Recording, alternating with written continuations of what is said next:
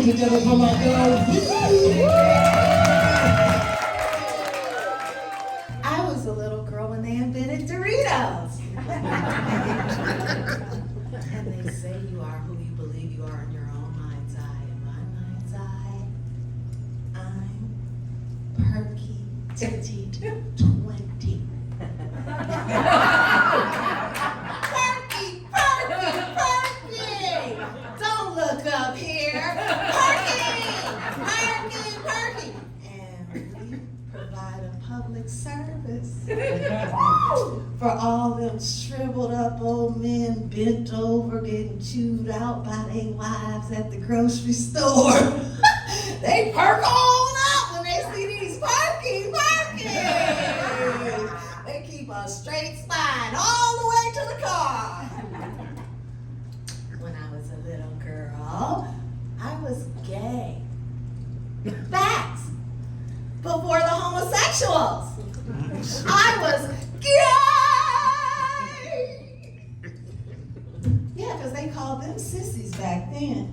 And I saw one at the skating rink. He was doing all that. He could go backwards and ha! One earring down. Thank you, lovely. You want to hold that the whole show? You could just place it right there on the edge of the stage, great. You know, because maybe some wild shenanigans will break out and I can put it back on. Oh, I wish for that to happen. I'm just out of balance. But anyway, yeah, they were sissies, you know? And I saw him and I said, what is that? And my babysitter said, that's a sissy.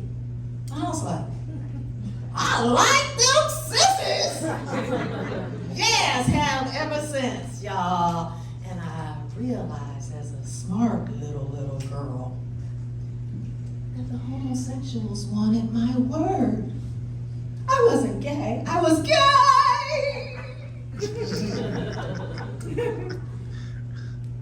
And so it hurt, but I relinquished my word. Are there any people here from the gay community? Anybody? Happy Pride Month, no one here? Okay, well, if you know any of them, tell them they can thank me later. Let them know I'm saying they're welcome.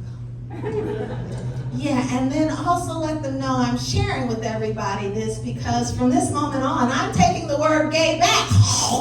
It's mine! Divas, it's mine!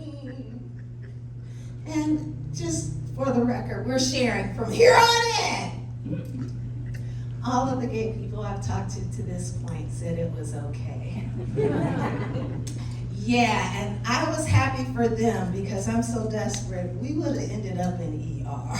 I was drawing blood. I was getting my gay back because they own everything. They run everything. I knew they were in control when they took the whole rainbow. They didn't just take 2 or 3 colors. They took the whole rainbow. And I ain't seen a leprechaun since. You? And where's the pot of gold? That's how, yeah. That's how they run the world. That's how they run the world. And you know I'm not gay, but I'm gay. So, I get to benefit by association. Yay, me! I'm so glad I took gay back. Whew. You don't know how hard that was all them years. But I'm so glad you guys are all here. Clap it up for yourselves, please.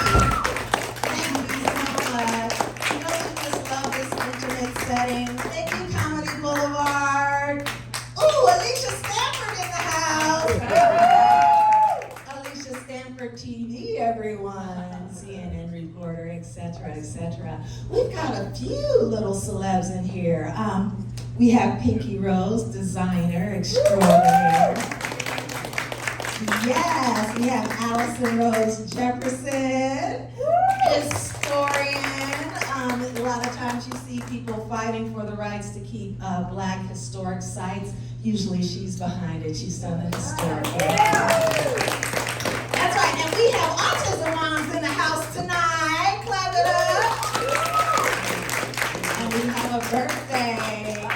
I have a girlfriend who has been coming to my shows, and I love her. Clap it up for the birthday girl, Laura.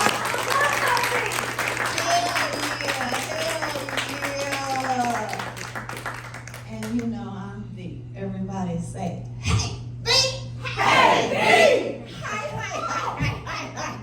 Okay, wave at me if you knew New Orleans was the mixed race capital of the United States. Hello. All right, we had 3 waves out of 30. Well, no, seriously, it used to be illegal to make mixed race babies. You know, we run into mixed race people all the time, every day, all day. Yeah, it used to be illegal unless you were a slave owner. Yeah, they had a corner on that market. But, you know, we are a rebellious bunch. So Mandingo had to have him a taste of Missy.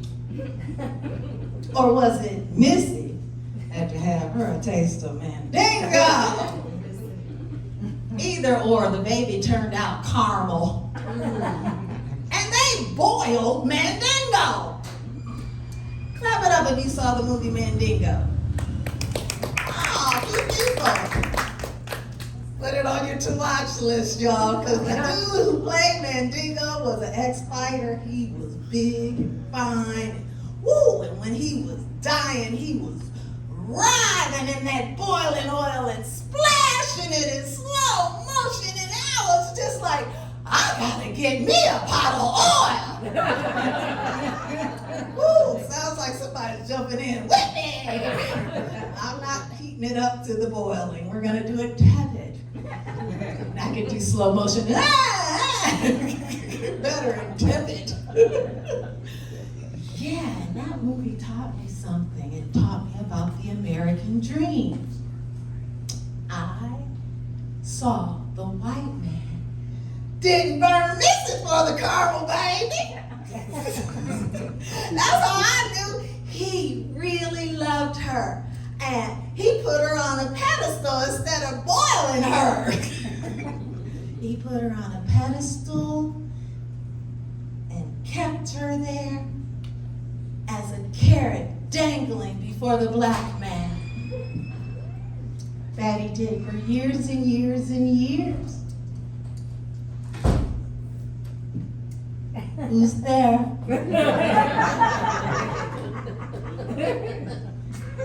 And it helped me understand what the American dream is for the black man in America. Drum roll, please.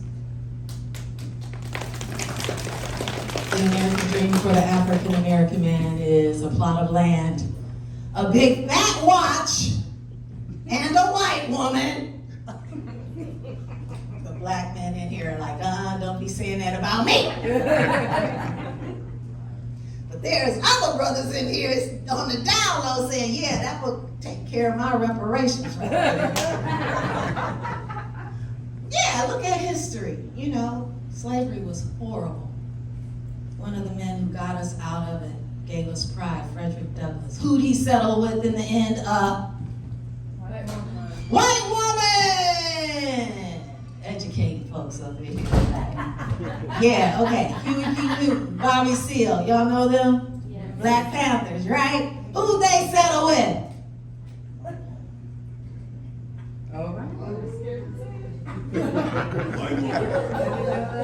He said it.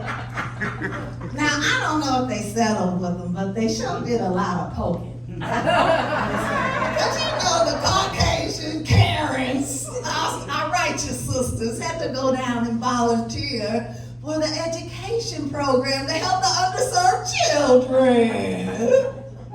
Yeah, one thing led to another. You know, it's just like how it is now. Yeah, and then fast forward. My daddy! That's funny to me. Anyway, he was one of those black men who went to New Orleans to get him a light-skinned wife.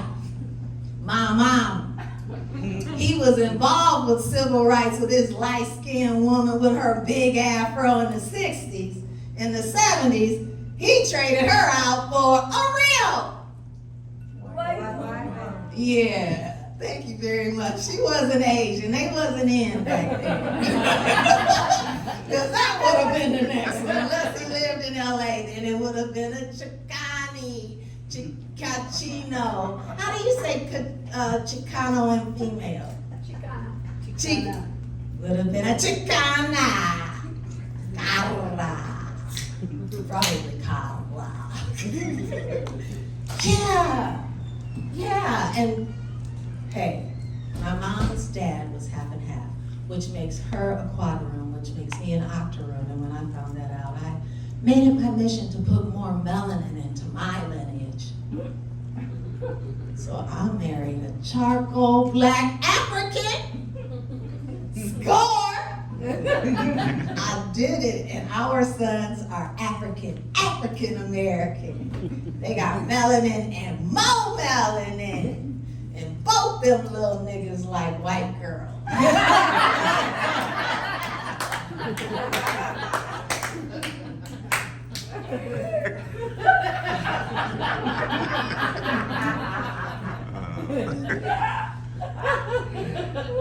I have to take my grandchildren to Africa. But if my oldest was here, you know, he'd yell out, "Mom, you're a hypocrite! You had a white boyfriend in college." People be trying to, I'd have to tell him, "Hush your mouth, you're a little liar," because it was grad school. But you know, African American women have a dream too, and I believe the dream, American dream for black women is, drumroll please, a plot of land, a big dick, and a white woman! Hell yeah! We want not to date you or make you our partners, white women. We want to be you! Fuck yeah, we want your privilege! We want that pedestal! And we want your hair! We've been putting combs in fire and burning our ears since we were babies to have your hair. I'm sweating up here, you know? I can't do it straight all the time, but hey, we doing it though. Have you guys watched the news? All the black reporters, the females, sports reporters, straight long hair to here, long hair to here. Everybody know that ain't their hair. But they acting like it is. You know why? Because black women are out white girling the white girls these days. And I'm telling you, as soon as they make that glue last a whole month, and we can come up out the water, out the swimming pool, slanging it this way, slanging it that way. We gonna get our pedestal, damn it! Pedestal! But you know who's really winning on the American dream? Dogs and cats. How they all got a white woman? They all got one, you know? And even like when they're in the rescue missions and all of that, you know, families come in to get a dog, little kids, I want a puppy. Those animals are in those cages like, ugh. They all shriveled up, turn around, wag their tail. They hear a white woman's voice in the lobby. Y'all, you know, they start getting that fur off, lovey, looking good. And when she comes through the door, they don't lay down, they perk up.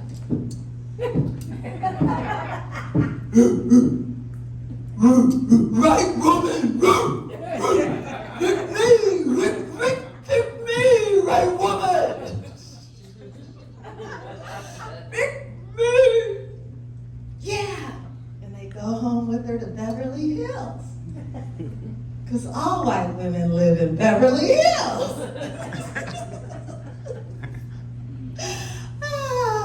Anybody seen a pussy lately? I'm serious. I like to take a poll.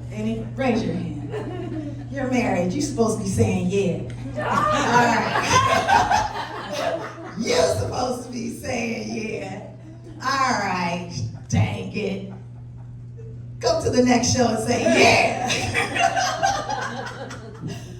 Well, you know, I was in a show and I was sitting in the front row and this cute little portly woman climbed up on a stool and sat down, and her toes didn't even touch the floor. Her legs were dangling, and her big juicy thighs stretched her skinny little miniskirt, and I found myself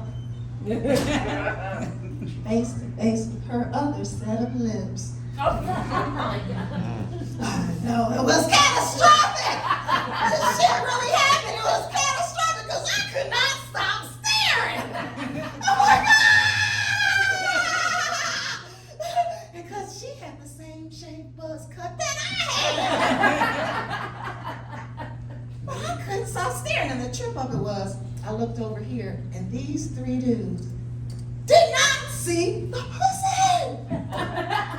They're listening to her talk about being homeless, and I'm thinking, what the fuck are you looking at? I was like, if they can't see it, what does that say about me? And then, praise the Lord, I looked to the left, and this dude's eyes met mine with silent hysteria. He was like, do you see that pussy? I was like, yeah, is that a real pussy? You guys, when I see that dude to this day, you know, we're all cool, but every now and then, just for a fraction of a second, we lose it and go, remember that time we saw that? Woo! And after the show, the chick came up to me and said, did you see my tattoo? I know when a woman's hitting on me. But then she said, it's a palm tree.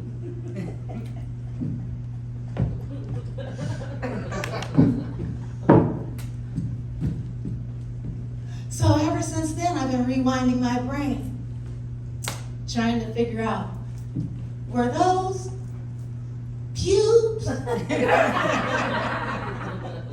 or leaves? Pubes or leaves? Was that ink or henna? Did that really happen to me? Or did I dream I was being chased by a homeless palm tree tattoo pussy I was trying to eat? I wish it was a dream. I really do. And then, you know, try to wonder, well, how did I attract that? I just figured it was some homeless pussy karma. Because mine hadn't had many visitors in a while. She had even forgotten how to do that cute little whistle we do. Y'all know about the whistle? Oh. Y'all don't know how to whistle your pussy? Am I the only pussy whistler? It's wonderful, you know. Wait, you didn't hear it? You have to be on the whistle frequency, you know. It's wonderful when you whistle and you hear your man come a-running. And when you see him around the bend, you give another little whistle. And he gets the boogity, boogity, boogity, boogity, boogity, all the way home. Nothing like it. Those of you who don't know me don't realize that those in here who do know me know. I was 12 years celibate. I know, it's like, you know, walking through the museum. Here's the 12 years of celibate. I know I'm a fossil, yeah. Well, just be happy it wasn't 13. If it wasn't for the pandemic, you guys, I'd still be celibate. I swear to God, because the pandemic doesn't mean much to us now, but there was a window of time when all of us were like really freaked out. And when it hit me, I was, oh! I couldn't believe it. I was like, I could die. And I ain't had none. In 12 years. Christians don't got shit on me. More fornicators in the church, let me tell you. So I figured I could die and stand before the Lord as proud as I could be and say, oh, hello, Lord, it's such a pleasure to finally meet you. I consecrated my life to you, even through celibacy.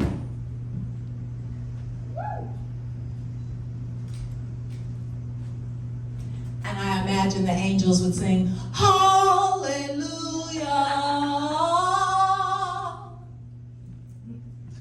And I was thinking, or I could just run and do a knee slide into the pearly gates and say, forgive me, Lord. I've been doing it and doing it.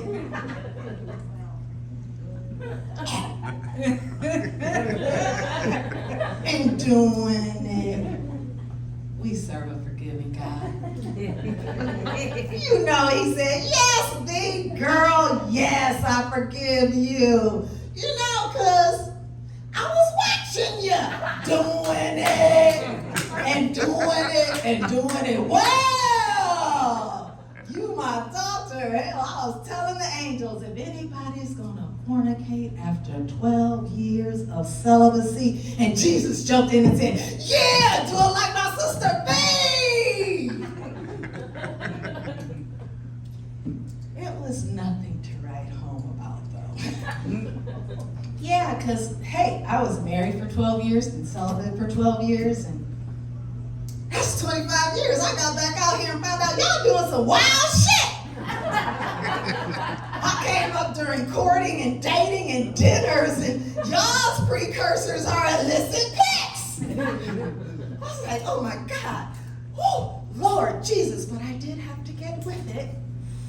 Oh my goodness, but thank God no one asked for a coochie pic, because if they did, I'd just be taking a picture of my fur coat and sending it to them. They wouldn't be able to tell the difference. I know, but some of these dudes out here think they were the first to send a majestic pic. I gotta crack some faces. You were not the first. The Egyptians were the first. I saw them dig glyphs. Oh yeah, I took history, as I mentioned earlier, and I looked at those big old art books and flipped the pages to see inside the pyramids of what they called hieroglyphics. And they said, hey, had no idea what those symbols meant. They didn't know what those figures were. Well, I know a penis. When I see a penis, even if it is surrounded by a few doilies and it's turquoise. And I learned it was a ceremony the young men did to leave that gorgeous image thousands and thousands of years later for women like me.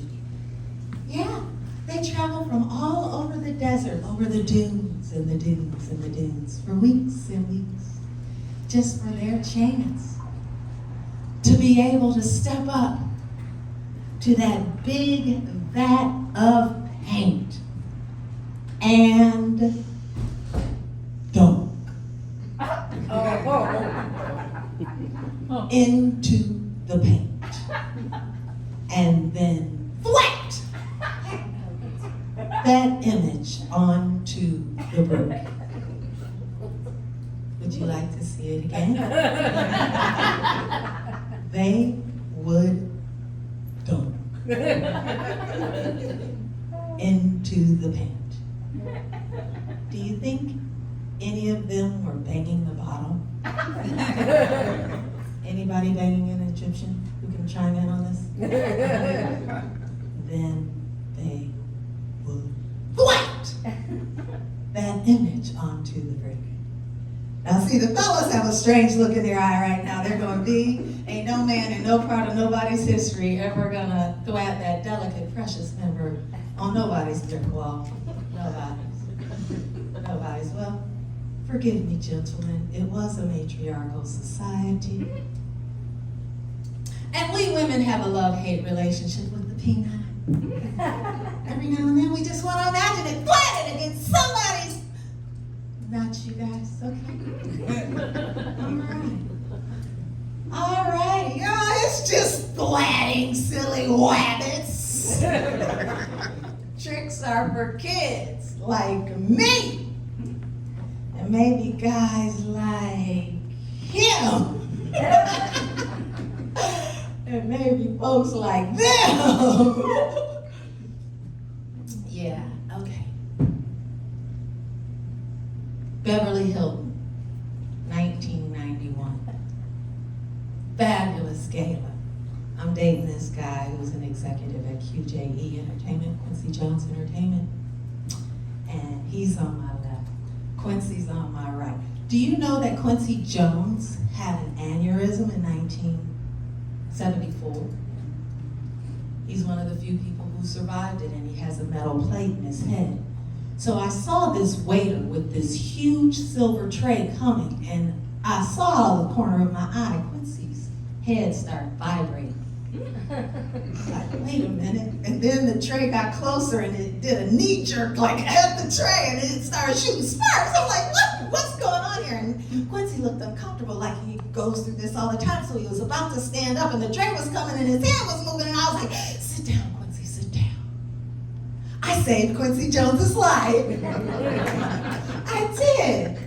And then I went to the bathroom by myself. In 1991. Prior to that, women only went in twos. You're welcome, ladies. So when I came back, I'm walking down the aisle, all these beautiful tables with the white linen cloths, and I see over there a silver-headed goddess. I'm like, is that Camille Cosby? And so I'm walking closer, and the guys are like, where are you going? I'm like, I want to see if this is Camille Cosby. It's her! I couldn't believe it. I'm gonna meet her. And I get closer and her face is like, I'm like, ooh, she's okay. But I can't wait to meet her. What I didn't see was another lady coming this way. We all convened at the same time. She swooped her up and said, Camille, it's not her. It's not her. And they went, and I'm standing there going, what the fuck just happened? I almost got my ass kicked by Camille Cosby up in the Beverly Hilton. Looking fabulous, girl. I was dressed to the nines. Gorgeous, gorgeous. Standing there going and rewinding it in my brain. You're not her, not her. Who? Where'd they go? Oh my God. And then I was like, oh, you got a pretty decent pose there, girl. Just smile. Shake it off. Get your jaw off the carpet. All right. Act like nothing happened. Yes. Turn around and walk your cute little big booty back to the table. Okay, so I was all flustered, so I was walking like, oh my God, I can't believe this happened. And there must have been some models in the crowd, because after that, the runways, nobody walked regularly. I brought in the cloth. You know, you never know the origins of a thing. And now, they don't just walk, they clomp. You know, I may have had a little something to do with it. Who knows? But I shared this story about our queen goddess sister, just as a mental note for everybody to agree that she knew. She knew he blew a lot of his money on that blue ass 2 pound. Let's talk about her hubby, the icon,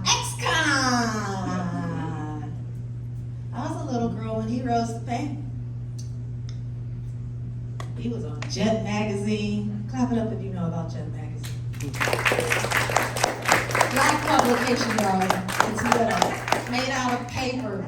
We used to read out of paper.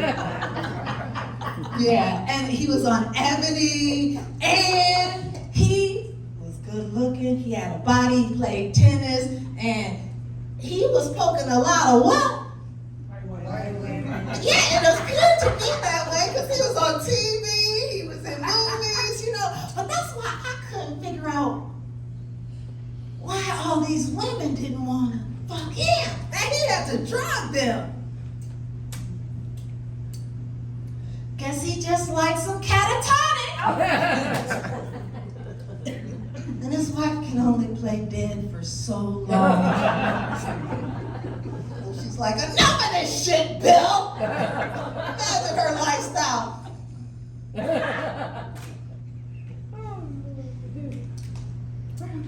Not again.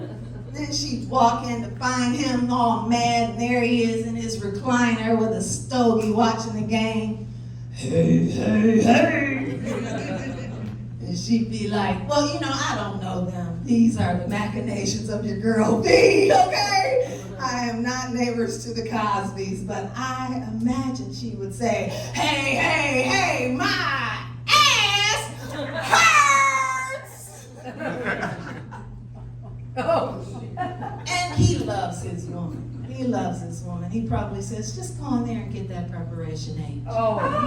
It worked for you last time, didn't it? Bring it on back. I'll rub it on there for you. Don't be grossed out. Couples are back close after that many years. We don't know what people know about their mates. Praise the Lord.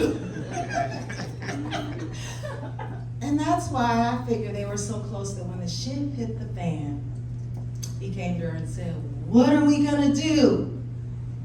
And she said, you are going to go and do your time.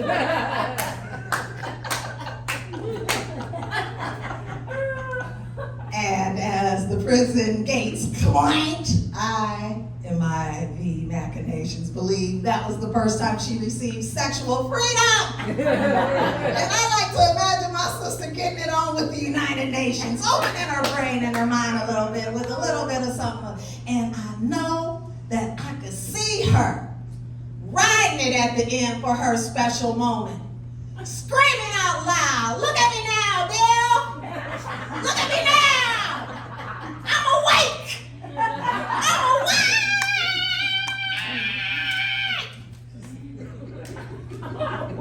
See, in the machinations of V, I want her knocked out after. I mean, fellas, clap it up if you ever knock somebody out like that. Damn. Homework.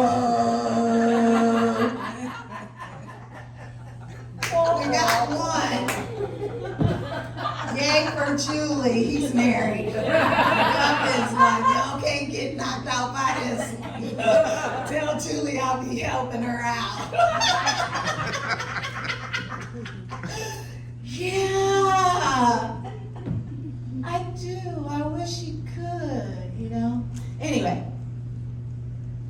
he said when he got out of prison he was going back on tour as a comic. He didn't. And I was a little sad. I was really curious. I wanted to hear him talk about his brief stay in prison. And yeah, and how it may have rejuvenated his love for pudding pops.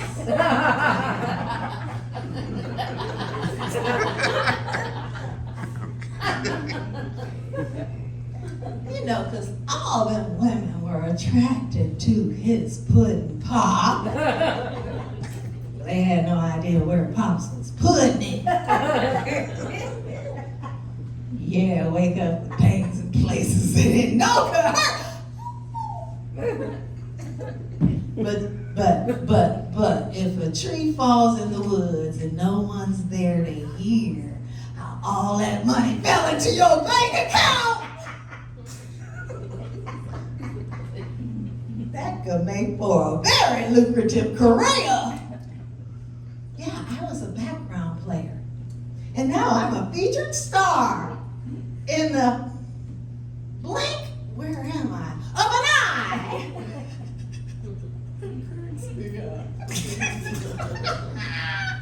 Yeah, because they bought in. It's a lot of consensualness. Lots of consensualness.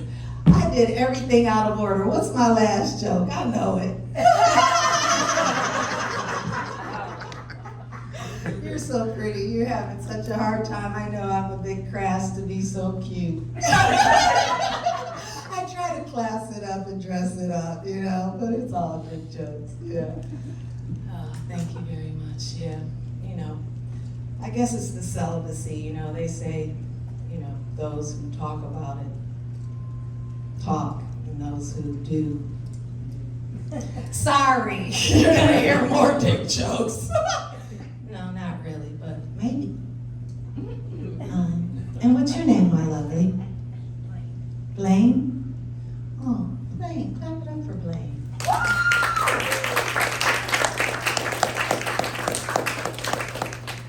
I don't know if you can relate, probably not. More than likely not. So Blaine, there I was, you know, doing the old bob, bob, bob, pull, swirl, kiss, lick, gag.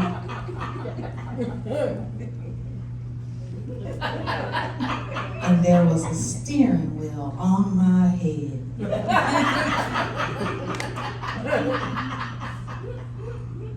I was so restricted, I had to get out of that seatbelt. I know people were like, ooh, I wasn't breaking the law. I wasn't. It's actually legal to ride without wearing a seatbelt while performing delicate precision work that might harm the driver. It's actually legal. Effective as of 2027, as soon as I get that bill passed by legislation. Okay, please, will you guys sign my bill petition? Come on. If you see somebody at a grocery store with it, just read it. It's gonna say, the no seat belt while bill. All right. What are you gonna look for to sign for me? The Dick bill. no.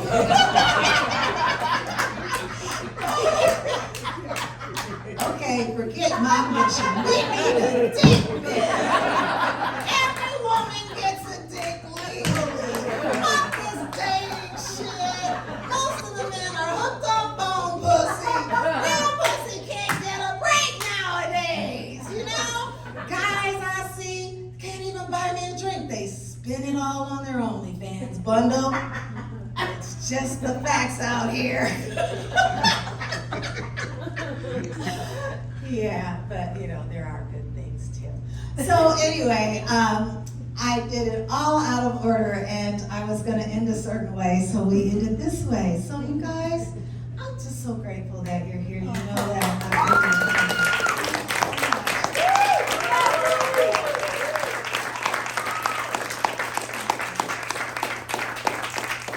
So you guys know my goal is to do comedy on cruise ships, and they require you to have 2 30-minute reels of dirty material and 1 of clean. So I did my first dirty in January, my first clean in March, and this is my second dirty. So keep me in your prayers. We're gonna get a cruise ship.